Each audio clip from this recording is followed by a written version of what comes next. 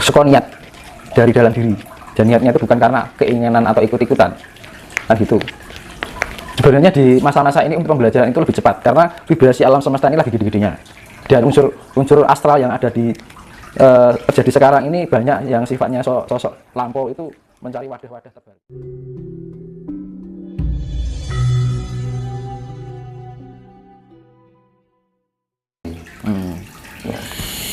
Dan saya tanyakan Mas Dimas, kenapa seperti makhluk-makhluk astral seperti itu sering nampak di sering kamera nampak ya? di kamera lah ini, Mas? Ya itu faktor ketidaksengajaan ya. Mungkin di saat itu energi dia pekat. Nah, cahaya yang terpancarkan dalam kamera untuk menangkap gambar itu bisa terfokuskan pada titik yang bisa menembus alam gaib. Akhirnya tidak sengaja tertangkap. Atau sifatnya dia memberikan petunjuk. Misalkan ini gaib mau ngomong nih, ditanya bahwa di situ tuh tempat sakral, nggak boleh sembarangan. Akhirnya orang itu memotret. Dia ingin memberikan pesan dengan melalui cahaya itu, getaran cahaya, frekuensi cahaya. Gaib itu bisa menunjukkan dia di kamera itu tanpa disadari oleh manusia itu sendiri. Kadang ada orang motret, tiba-tiba ada muncul sosok di luar grupnya kan gitu kan, banyak. Bahwa itu menunjukkan di situ itu tempat yang angker. Karena gini, di alam gaib itu juga banyak sekali jiwa-jiwa itu banyak sekali. Ada salah satu yang dari jiwa-jiwa itu tertangkap oleh kamera. Karena kamera itu sudah menggunakan frekuensi. Itu. Lanjut Mas ya. Ini masih ada kaitannya tentang hal gaib tadi Mas. Apabila malaikat itu termasuk makhluk Tuhan non fisik, apakah Nyi Roro Kidul itu termasuk golongan malaikat? Ya, bukan, itu adalah energi bagi saya. Dalam ilmu kejawen, sosok malaikat itu seperti siapa dan siapa saja mereka? Karena selama ini orang Islam beranggapan malaikat itu ada 10. Itu suatu karakter sebenarnya. Oh. Jadi gini loh, malaikat itu yang diarani roh suci, gitu loh. Jadi ya itu tadi, kuak dan anti kuak, ya kan. Di dalam unsur kita itu ada unsur positif dan negatif yang sifatnya lembut. Jadi kelembutan dari malaikat itu di atasnya kelembutan dari partikel Tuhan. Makanya untuk memahami malaikat atau sifat iblis di dalam diri kita itu akan lebih sulit, harus mencapai tingkat kesadaran yang penuh kan itu. Makanya kita harus mempunyai gelombang frekuensi yang disebut gamma. Itu pencapaian frekuensinya lebih dari 30 Hz. Itu bisa mencapai dinamakan tingkat indera ketujuh, kesadaran yang sangat penuh.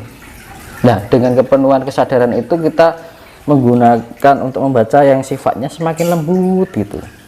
Jadi dari lebih kecil dari sel adalah ion adalah atom, lebih kecil dari atom adalah inti atom, lebih kecil dari inti atom adalah partikel quark dan anti quark, lebih kecil dari anti quark dan quark adalah Higgs boson partikel Tuhan. Makanya untuk menemukan Tuhan itu tidak dengan dicari tapi dirasakan dengan apa? Kelembutan. Makanya untuk menemukan partikel Tuhan itu harus menggunakan jiwa yang kasih, karena lembut itu sifatnya kasih kan gitu. Semakin lembut kasih sayang kita semakin dalam gitu. Lanjut Mas. Bagaimana cara kita mengetahui bahwa seseorang punya garis leluhur? katakanlah telur si A, si B. Energinya kelihatan, auranya juga kelihatan, kan faktor genetikanya juga kelihatan kan, aura kewibawaan itu ada, aura pengasihan itu juga ada. Aura pengasihan itu magnetika di dalam dirinya. Ini tanpa harus tes DNA loh mas.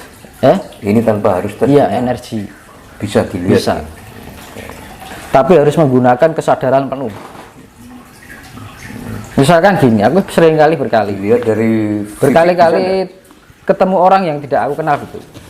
Jenengan keturunan Mataram, jenengan keturunan Majapahit, jenengan keturunan Galuh, ketok mas. Dari fisik bisa. Bisa. Contohnya ini bisa nggak mas? Mas ini turun dari siapa? Ya kalau kayak gini kan nggak fokus ya.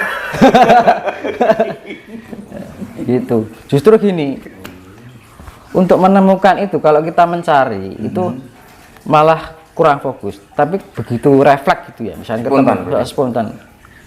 Kayak kemarin saya ketemu orang Cina. Ini kamu dari luar ini, saya sebutkan leluhurnya, pas juga. Tapi kondisi itu tidak ditanya malah kadang nggak awas gitu. Tapi begitu terkoneksi dengan leluhur dia, oh gini, langsung tak ujung. Jenengan apa leluhurnya ini? Iya mas, benar. Terus gini mas, caranya bagi kita ini orang awam kan, nggak tahu spiritual, nggak tahu apa, bisa nggak bisa belajar untuk mengetahui leluhur? Apakah ada semacam tirakat atau apa? itu tadi adus bengi, melek bengi, meditasi, ini so yoga. Neng kuncinya telaten, kudu telaten. Kalau nggak telaten, makanya kan berat. Seko niat dari dalam diri, dan niatnya itu bukan karena keinginan atau ikut-ikutan, kan gitu. Sebenarnya di masa-masa ini untuk pembelajaran itu lebih cepat karena vibrasi alam semesta ini lagi gede-gedenya, dan unsur astral yang ada di terjadi sekarang ini banyak yang sifatnya sosok lampau itu mencari wadah-wadah terbaru. Ini masih berkeliaran ini mencari wadah ini, ngantri barat iki ngono iki sing pas yang dia ini kita sewarna curut langsung turun oh nih ini gentayangan ini mencari yang pas turun lagi gitu. Ini momen yang sangat bagus untuk kita mengolah cipta rasa jiwa dan raga. Nanti kalau kita ada timbul keselarasan, nanti jiwa-jiwa lampau ini akan mencari raga yang sefrekuensi berdasarkan genetika. Nanti tidak jauh dengan mungkin mbah-mbah kita, entah itu mbah dari puluhan tahun atau ratusan tahun, kita nggak tahu. Karena apa? Satu raga itu bisa dimasuki oleh beberapa jiwa lampau maksudnya. Jadi tidak hanya satu raga, tidak hanya satu reinkarnasi, bisa lebih dari satu, banyak, bisa kan 7 bisa. Ya jenengan keturunan saka iki yang iki, lah kaya kakung ya nek mlebu jenengan kabeh Kang. Jadi ngono, nunut raga untuk mencari kesempurnaan perjalanan pulang menuju sempurna. Mereka itu juga ingin sempurna, cahaya itu. Dia mencarikan cahaya yang sewarna. Terus ini mas, apakah benar ketika mengunjungi suatu daerah, ketika kita merasa pulang kampung, disitulah garis leluhur kita berada? Jadi terkoneksi dengan unsur yang pernah menjadi lampau itu tadi. Misalkan jenengan leluhur dari Keraton Solo, ya dulu jenengan tinggalnya di Keraton itu, jelas jangan main ke situ. Kok aku mengalami flashback ya, gitu. Terkoneksi dengan lingkungan itu yang kita merasakan ada momen-momen memori yang terkoneksi itu. Jadi misalnya jangan dulu sebelum jadi jenengan, mbah jenengan mungkin tinggal di sebuah keraton ini. Iya. Kayak Keraton Solo misalkan. Sekian tahun menitis pada jenengan. Gitu. Terus jenengan jelas rumahnya ini Tuban ini. terus main ke Solo, Keraton Solo misalkan, kok aku gak asing ya sama daerah ini, kok aku kayak pernah tinggal di sini. Nah itu memori yang masih tersimpan, itu flashback. Nah itu kuncinya orang yang reinkarnasi seperti itu, yang termanifestasi jiwa-jiwa lampau di dalam raga kita. Mas, apakah leluhur itu yang manitis ke raga manusia, apa harus murni dari garis keturunan? Tidak harus. Tidak harus. Tidak harus. Tapi lebih banyak garis keturunan. Mayoritas itu bisa bukan dari garis keturunan, tapi lebih banyak, lebih dominan dari garis keturunan. Gitu. Siap. Ini masih ada kaitan dengan leluhur, Mas, kayaknya, Mas. Bagaimana cara mengantisipasi agar supaya kita tidak terkecoh dengan keakuan kita akan leluhur tersebut? Maksudnya begini, Mas, contoh kasus, seringkali banyak yang mengatasnamakan aku diikuti yang A, yang B, seperti itu. Terus bagaimana cara kita mengantisipasi agar tidak terkecoh? Sejatinya leluhur itu siapa? Seperti apa? Nah, itu tadi, agar teman-teman yang masih belum menemukan leluhurnya sekiranya bisa diberikan gambaran, Mas. Monggo. sudah saya bilang dari awal tadi, kita harus memahami IQ kita, intelektual kita, kecerdasan, penalaran, ya kan, kesadaran intelektual. Gunanya apa?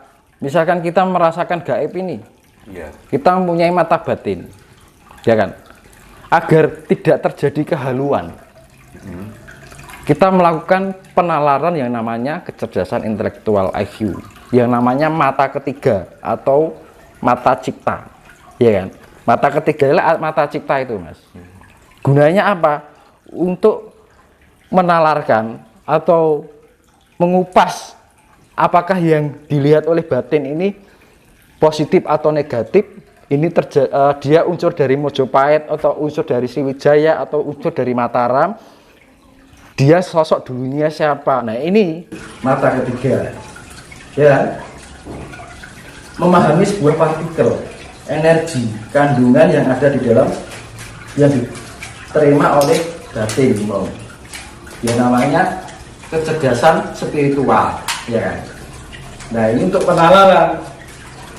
Jadi antara mata cipta dengan mata batin ini harus saling melengkapi biar tidak terjadi kesalahan. Akhirnya apa? Menemukan sebuah kesejatian yang sifatnya apa adanya, real. Jadi kalau kita melihat saya dari luar ini, kita bisa melihat energinya, partikelnya, unsurnya apa.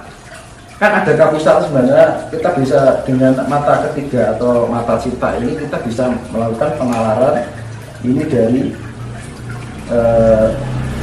unsur kerajaan Mataram atau kerajaan Mojopahit atau kerajaan Sriwijaya gitu. Itu dari leluhur tahun berapa, sosoknya dulu namanya siapa, secara wujud fisiknya dulu bagaimana, itu bisa diteliti dengan kecerdasan intelektual, mata cipta kan gitu. Nah otak ini kan mempunyai inti yang namanya pineal itu tadi, ya disebut mata ketiga. Lah batin itu kan merasa kan. Lah rasa itu kan bisa merasakan yang sifatnya nyata ataupun sifatnya gaib.